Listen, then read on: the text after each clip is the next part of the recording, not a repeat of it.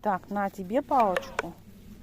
Подожди, Анюта, я себе тоже палочку возьму. Сейчас покажу Ане и вам, что такое пиявки. Вот я помню, мы шли со школы, сидели вот так у канавы и разглядывали вот этих вот жителей.